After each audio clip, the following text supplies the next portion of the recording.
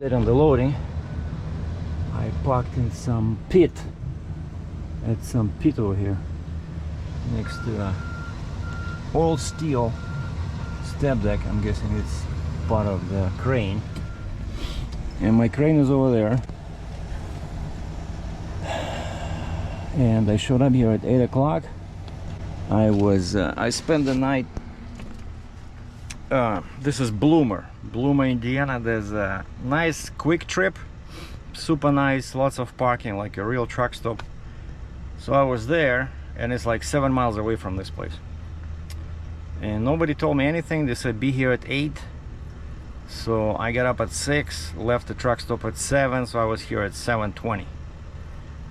And I followed the guy from the equipment company that owns this. He waves at me. He says, "Yeah, follow me, because this is a huge property." I wasn't sure which way to go, and he brings me to the site, and we stop. He comes over, and I say, "Can I ask you a stupid question? Why does the crane still have the tracks attached to it?" I said, "I hope you guys do not plan on loading it like that on the trailer and then taking the tracks off," because I said, "I'm pretty sure it's over 120,000 with the tracks." And he says, no, we're gonna take it off." He says, "This thing has telescopic legs." And I said, "Wait a second, that's what I was talking to my dispatch about." They said no. So I said, "That's why you need the crane, the second crane. You just need the crane to take off the stuff, like the tracks and the boom."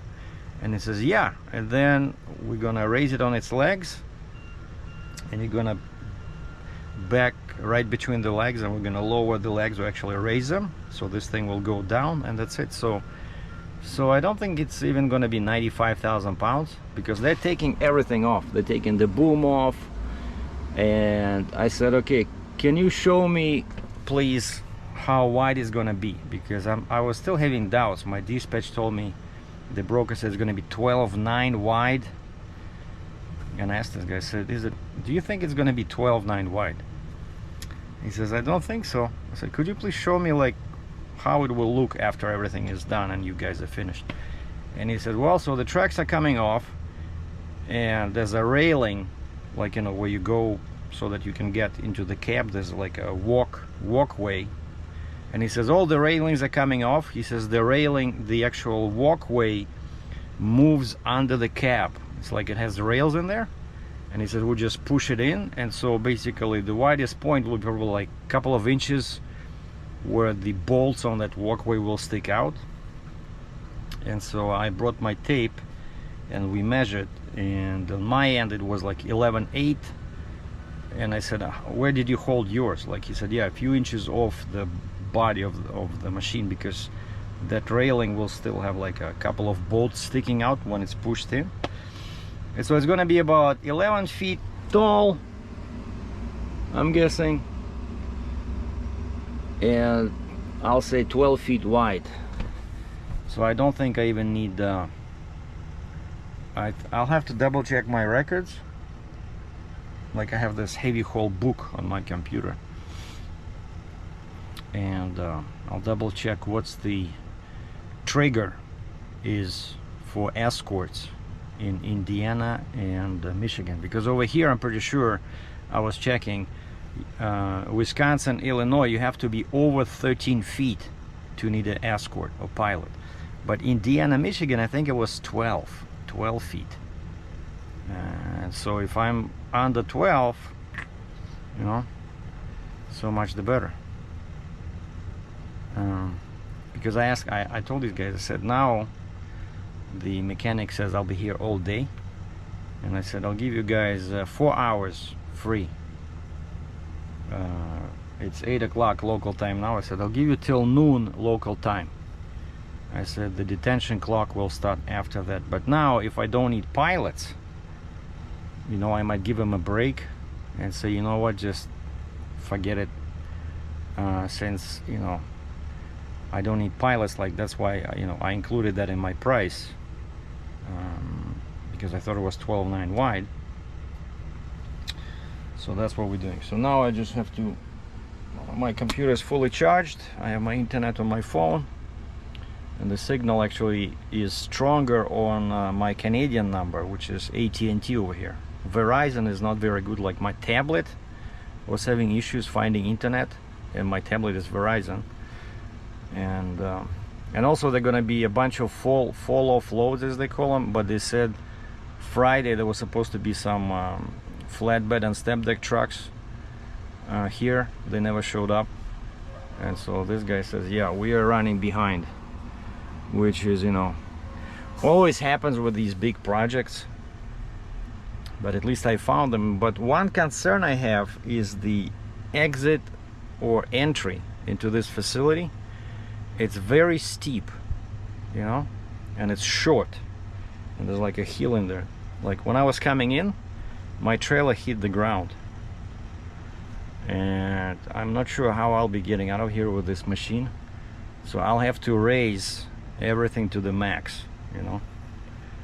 Raise my neck to position 5, probably the rear to top position, and then once I'm on the road, I'm gonna drop it to proper traveling position, like position 3, because like I said, this thing is not that tall, and now I know it's 12 feet wide, not 12.9.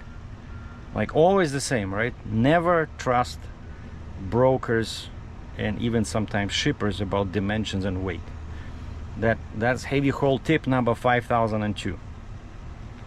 And some guy emailed me today, offered me 130 Canadian for the truck.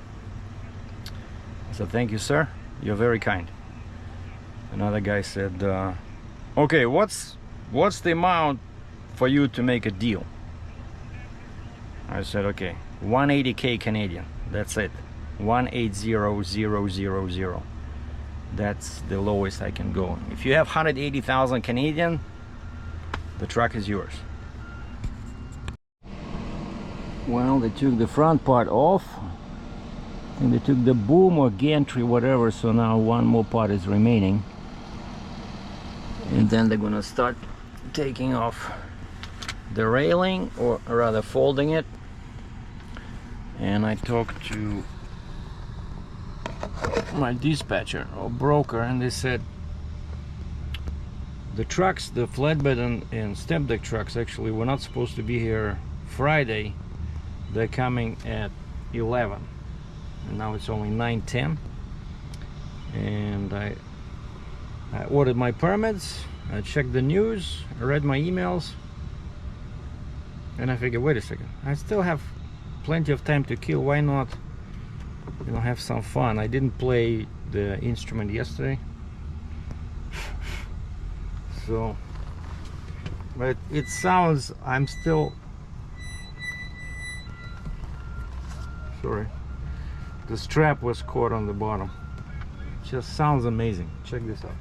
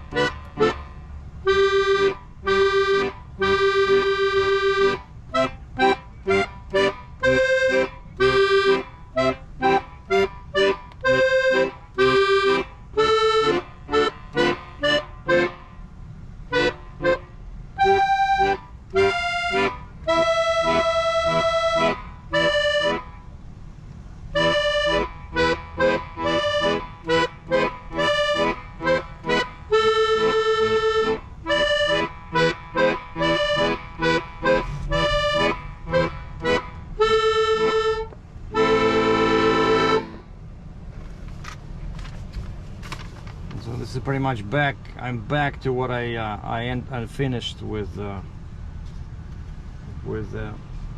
Tula accordion. Anyway, so my accordion, the permit's ordered, so now we wait. And actually, I told the broker, I said, I might not, I'll see how I feel, but I might not charge you detention. I'll double check the dimensions, because if it's really 12 feet, you know, I won't be needing a pilot in Indiana and Michigan, so that will save me some money. So just a matter of, you know, waiting to get loaded. Well, a step deck truck showed up with Ontario plates, and he backed to the crane, as you can see. And I just noticed that what they did on Friday, the results are on the other side of that crane, which is pretty much the entire boom and counterweights. And so just now they took off the front section of the main body, so they still have that big piece sticking out into the sky, so they're gonna take that one off. But I think, yeah, I'll probably be the last to load, because they have to load all these small pieces. And it hurts me to see, you know, these step deck trailers with aluminum floors. And these guys over here, it's really fun to watch. It's a bit far, but there's a big loader. What was it? 944, I think. Cat 944. He's driving around getting dirt or some kind of product from one mountain of product. Actually, yeah, it's John Deere, but looks so big. Now it's gonna come into your field of view, and so right in front of me in the distance, that's another screening plant, and that's what this guy is doing. Oh, it's 844, sorry, my bad. John Deere 844. So he's going like this in the front with a full bucket of the product, and then he comes over to that kind of like an intake container, and see, he raises his bucket and just drops whatever's inside in there, and then that machine separates that into what looks like two portions, right? Like there's a conveyor, and that's the whole point of the screening thing, right? So it's probably, I see one conveyor shoots this stuff to the right, to that bigger mountain, and then the left one goes on into the smaller mountain. And then that guy also, when dump trucks show up, he goes to that place on the left over there, and he loads these dump trucks. This guy has a red Peterbilt with 5 axles. Like he has a tandem in the back, and then he has a two what looks like 13,000-pound lift axles, because I can see they have single tires and they're pretty small. And I'm just wondering, how many buckets does it take to fill up a dump truck like that? Let's see. So one is in. Now he's doing the second one. Probably each bucket is probably like, I don't know, 8,000 pounds.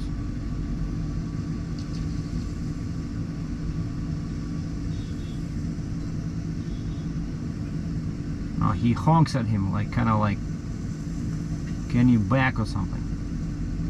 And the guy backs a little bit, I think. Okay, 2 buckets are in. And he's still moving.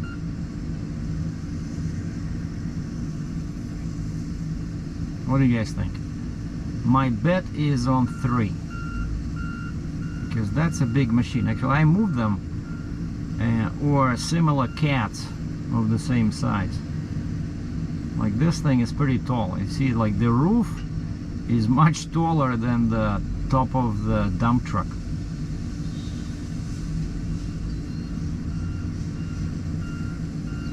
Okay, yeah, so 3 buckets.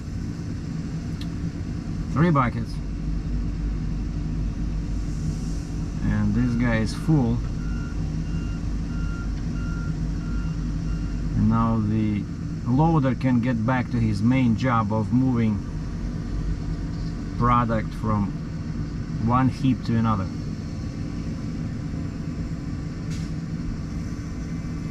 It's very busy over here. Like all these dump trucks come and go, come and go. The loader guy drives around doing his stuff. And now we are oh yeah, they're gonna load on the step deck guy, they're gonna load one section of the boom. And again, I'm telling you, I would never buy a step deck with aluminum floor, because I'm so used to the convenience of the decking, you know, wood decking. It's so much easier to deal with. You don't have to be afraid that you're gonna scratch something or make a hole. You just replace the section. Of course, aluminum you can do the same, but aluminum, I don't know. It's okay for skids, you know, if you only do skids. But if you have a step deck, that means that you're moving something tall. And I see more and more people actually, they get all aluminum step deck, like aluminum frame, but they use wood in the deck. So they, you know, aluminum for the frame to make it lighter, and then wood on the deck to make it more practical. And then you don't have to, like now they're gonna load this boom section on him.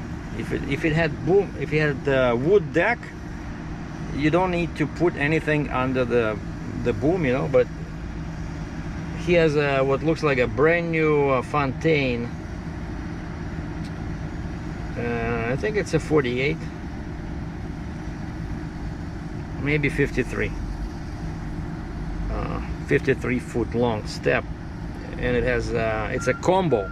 That's what I had my first trailer, but mine was a 48, because I can see the frame is black, so it's steel. So it has steel frame, but the floor and the rub rail are aluminum.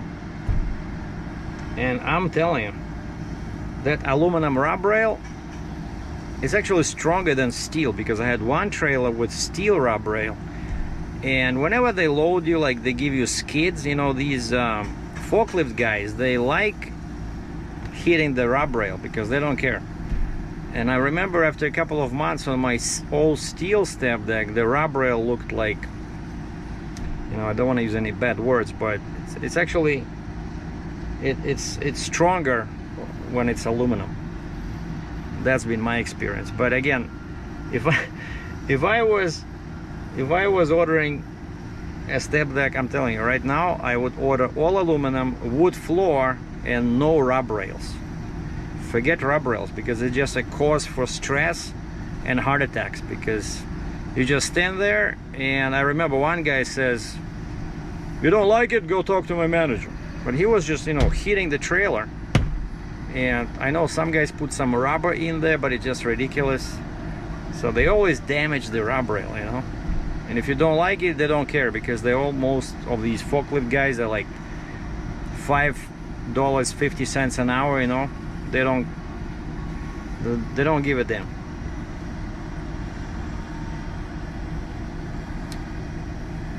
Anyway, at least the weather's good. It's not too hot, not too cold. I think it was plus 22. Was it like 73 F probably? So, and I have a nice spot in here, you know. I'm watching like a hawk. I'm watching the loader, I'm watching dump trucks. Oh, another showed up. This one is T880 K-Whopper, also with 5 axles. And then we have a cute looking screen machine over there, right? And I'm sitting right next to the water. It's beautiful. I played my accordion. Maybe later, if I see some wildlife, I'll go take a couple of pictures. But yeah, you see they're hooking up. So yeah, they're gonna take that piece first, gonna lift it and put it on this guy. And he's wearing a turban, so we're all good, we're all protected, we're all safe. Cool. That guy just came over to me in the dump truck at T800, and he gave me some interesting info. And of course he says, "Hey, you're the guy with the YouTube channel." And I said, "Well, there's many guys with YouTube channels, but if you're talking about heavy haul TV, like heavy stuff. I said, yeah, that's me. And he says, I cannot believe it. I said, well, we're in Wisconsin. We're only like a day away from Ontario. And he's really? No, he says, well. I said, I come here all the time. He says, really? I said, well, not this part, but I said, like Chicago, right? I said, I just came from Thunder Bay, right? Thunder Bay, it's, you know, I said, you know Thunder Bay? He says, yeah. And Thunder Bay, Ontario, it's not that far, right? So I just went from Thunder Bay towards Superior, Wisconsin over there, and then I took 53, US 53 down here, and he gave me some interesting info. Turns out he was running this crane, the one I'm picking up, and I said, I'm just curious, what did you guys use it for? Like, I don't see anything super heavy here. Turns out, he says, they were using a drag, you know, like one of those drag buckets. They were taking a product from where this water is. They dug all this stuff out, and I said, what is it for? He says, for those rocks. Like they basically they dig for rocks in here, and then they use those screens to separate them and to grind them. And he says that like this one, this plant, that black product on the left, that just rocks, he says, like 3/4 of an inch, and this part is more like sand. It's very fine, and he says they're using that one. They sell that one to basically road construction companies or concrete or something like that. So it's, you know, very interesting. But he says, yeah, that's what this crane did. It dug all this. Most of this what's lake now, because he says there's some springs in there, and of course it's been raining. And so now you see that they already loaded they loaded one section of the boom, and they gave the guy one counterweight. Oh, he's probably taking another one. Yeah, they're loading, they hooked up the cables to the other one, because those counterweights, you know, they have to, you know, they can look small, but they can be like 10 or 20,000 pounds, and this is just a regular truck with 5 axles, right? So he cannot do like what I can do, and plus it's all multiple loads, so he cannot be over 80,000 pounds. What I'm trying to say, because he has multiple loads. So the step deck is right in front of me. Man, they loaded so much stuff on him. So starting from the back, we have one boom section, and we have I believe it's like 4 counterweights, and of course they had to put timbers underneath, except under that red thing he didn't put anything. It just sits on his aluminum floor, which I don't think is a good idea. But then the counterweights sit on top of 4x4s, and they put more timbers on top of one that pair of counterweights, and then they loaded that black boom section, and then they also gave him a skid on the upper deck there, a big box with all these connectors, you know, what they use for cables, like cable tensioners. Okay, time now is 10 to 1 Eastern time, or 10 to 12 local time. I gave my business card to the crane guys, and I said I'm going for lunch, and that the truck stop where I spend the night, it's the only place nearby where you can buy food and coffee. So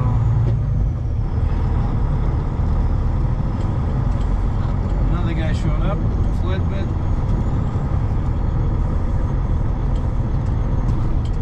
Also wearing a turban. Nice guys.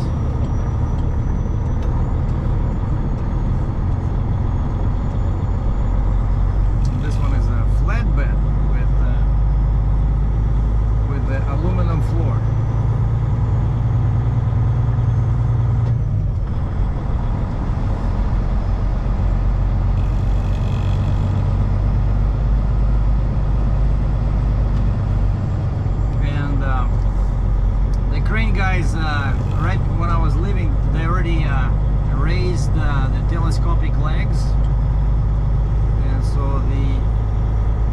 tracks were off the ground.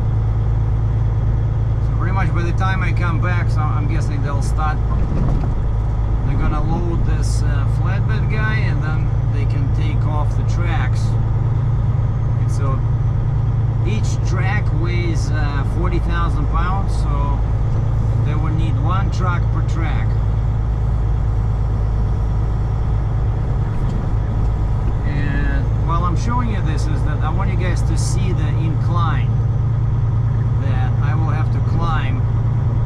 Like now I don't have the trailer. Now I have my neck, but I'll have the trailer on the ground. Now this is actually, from this side it doesn't look like much, but it's very short, and the heel basically breaks off, and that's where over here my trailer touched the ground. But actually it's not too bad, but yeah, it's too short, you know. Like if they would have made it a little bit longer, everything would be okay. But the guy says, yeah, everybody with a low boy rubs the ground a little bit over here, but we should be okay. I said, all right. He said, I'm gonna lift my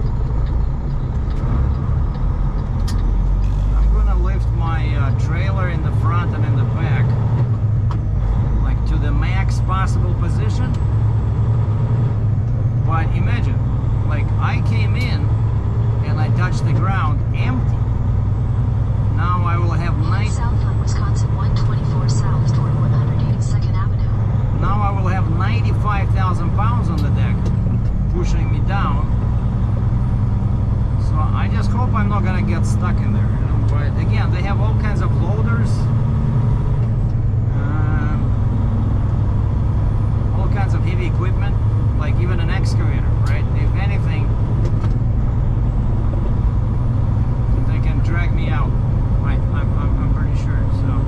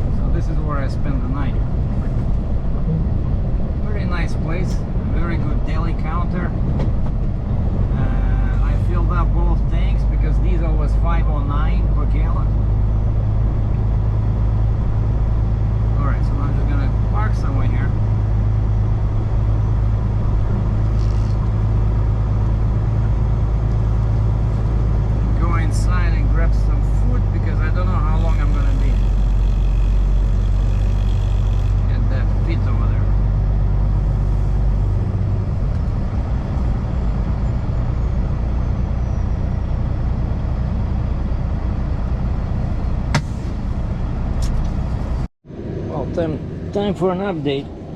Time now is quarter to 3 local time, and one truck left, and they loaded another truck with one track, and the second track they disconnected and just put it on the ground. So, and they told me it's 40,000 pounds, and 2 more flatbed guys showed up, so now they're loading a blue Volvo over here with some counterweights and sections of the boom. But the machine is sitting already on those hydraulic legs, and their concern is that it's a bit too low. So I drained my suspension. I'll have to be as low as possible to back between the legs. And I took my measuring tape, I went in, and it's not that bad. It's 11 feet. I will have to back into 11-foot wide space, and so I'm 8'6", so even say 9, I have 2 feet, 1 foot on each side, so that's more or less, that's okay. I thought it would be like this, you know, and they lowered down that what they call gantry, like a big frame. They said no, they're not gonna take it off, but they said it's gonna fall down, and all the railings fold, and even those telescopic legs, once they lower the machine, they can turn them, you know, and so the legs will be pretty much even. They should be even with the cab. And I think the tallest point will be the exhaust, so I might ask him to disconnect the exhaust pipe. Well, bad news, good news. The guys just came over and they said, would you rather we try to load you late today and then you spend the night here, or we load you first thing tomorrow morning? But basically he said, you're not gonna leave today, because by the time we're done it'll be late, and of course they know that I cannot drive with an oversized load after dark. Maybe I can, but I'm pretty sure at 12 feet wide in Wisconsin you can. But anyway, so they're running behind, so now they're loading they have the last two flatbeds, so they're loading counterweights and the sections of the boom. And then the problem is that they realize that this thing will be over 95,000 pounds if they don't remove some heavy cable. They said there's some kind of a big spool, not the regular cable on the top there, but there's a massive cable somewhere in the back there, like steel cable.